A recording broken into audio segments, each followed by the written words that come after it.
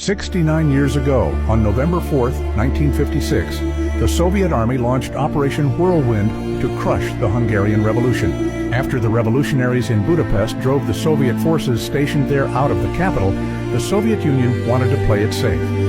It sent approximately 50,000 soldiers and 2,000 tanks against the country, most of which descended on Budapest. These were frontline soldiers who would have been the first to clash with NATO in a possible world war. The T-54 tanks and AK-47 assault rifles, considered the cutting edge of technology at the time, were deployed against us for the first time. The attackers also included elite paratroopers and Spetsnaz forces.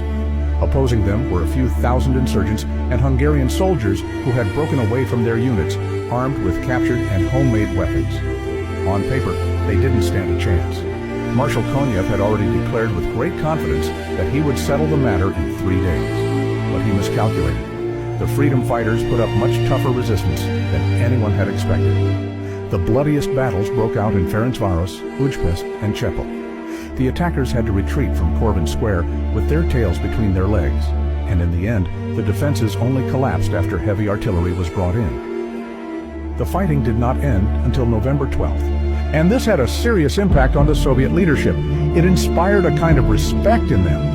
They realized that the Hungarians would never allow such a level of oppression to go unpunished. Just a few months after the siege, they brought in teams of bricklayers from the Comecon countries to rebuild the city and remove the traces of the fighting as quickly as possible. And they allowed a much softer dictatorship to develop in our country so that we could live in relative prosperity within the Eastern Bloc.